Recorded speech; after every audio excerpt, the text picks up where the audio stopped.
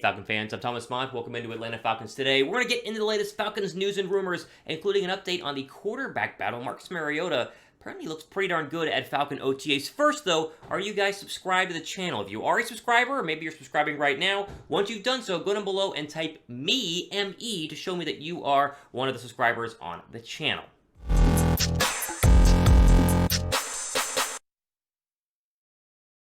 Let's go ahead and start with Marcus Mariota. He's looking ready to go. He looks very comfortable from everything I have heard up there at Flowery Branch here in Atlanta at OTAs. He has been a guy who, you know, is the surefire starter. Let's just start with that. I think he will be the starter of this football team come week 1 of the National Football League season, barring an injury or barring Desmond Ridder really balling out in training camp. But right now, the comfort level, the experience of Marcus Mariota is really shining through for a lot of people who are in attendance, and even coaching staff and guys like Arthur Smith, who of course worked with him when they were in Tennessee. Mariota, for his side of things, he's very comfortable in this offense, and I think that this fit with Arthur Smith is really, really special, and one that he specifically chose to come to, hence why they signed him as like the day after they went ahead and traded away Matt Ryan. So, Mariota was asked about playing under Arthur Smith for a second time in a media press conference just the other day. Here's what he said, quote, "We went through a lot with different situations and scenarios. From that perspective, being able to bring those things out here on the field, we both understand that at the end of the day, we just want to play our best football. Art is doing a great job allowing me to feel like I can go out there and play free. I'm excited for this chance to grow with these guys. I'm looking forward to the opportunity." Playing free, says Marcus Mariota, something that he has not done in a very, very long time, of course, being a backup with the Raiders.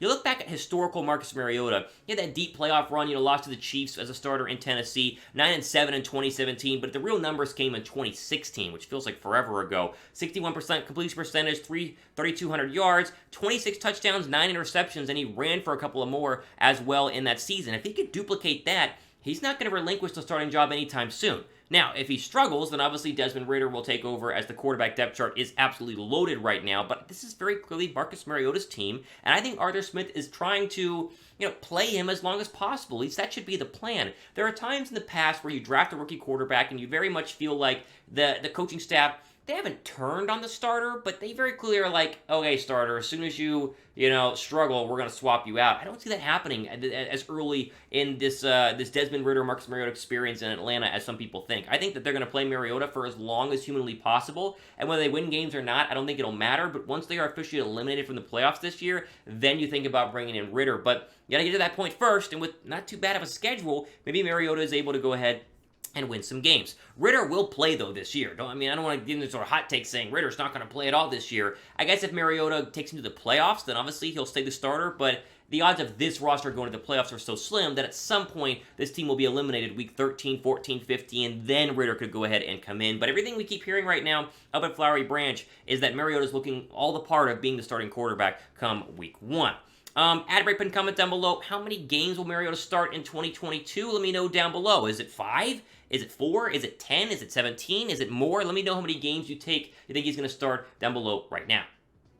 Let's jump into some other OTA news and notes, as there are a bunch of reporters up there at Flowery Branch who are giving, all of us, why do you follow them on Twitter, you read their articles in local papers and blogs, all this updates and looks into practice, even though I'm not actually at practice, and you guys know that. And so here are the OTA news and notes that I have been compiling from different people over the past couple of days. Number 1, we just mentioned it, Marcus Mariota is looking strong. He is looking good, and I echo everything that I just said. He will be the starter week 1, barring a nightmare at training camp where he just doesn't look the part, but I think the comfort level in this offense goes a long way, and I think that he's going to make some good work being a mobile quarterback. I think he's going to use his legs even more than he did in the past as the starter in Tennessee or as the backup with the Raiders. I think Mariota has been very impressive so far at OTAs. The linebackers, specifically the young linebackers, are playing very, very well. You think Michael Walker has been really good. Had an interception off a tip pass just the other day. He looks like he's going to take that next step. We've been waiting for Walker to kind of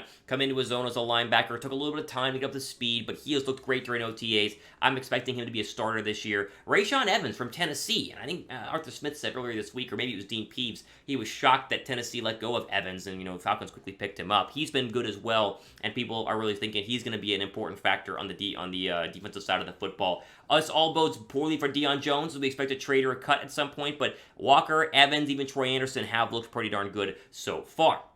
All right, we'll get to some cornerback news here regarding OTAs in just one second. First, the 2-pack polos are 30% off today only. Mentioned these last week, but the red and the black are literally 30% off today. Like get them right now. And they come in all the different sizes from small up to 3XL. Link is on your screen right now and down below in the description box as well. 30% off. Pretty darn good deal. I was ripping my polos on the golf course this past weekend. You guys, it's golfing time in the ATL, whether you're here or not. Pick up your 2-pack polos, get the red, get the black, grab them right now. Great Father's Day gift as well that comes up this weekend. Get him whatever size he needs. Again, small up to 3XL. Link will be down below me right now.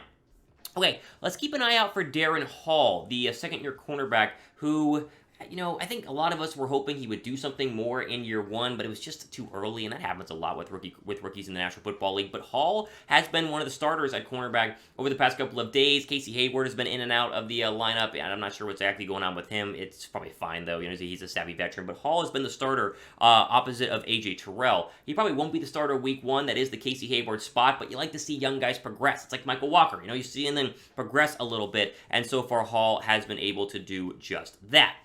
Who do you think is the most improved position group on the Atlanta Falcons? What is the most improved position group? For me, it's the linebackers. I think the linebackers are going to be much improved this year. Maybe the defensive line, although I still kind of hold my breath on that one. What is the most improved position group on the Falcons? Let me know down below right now.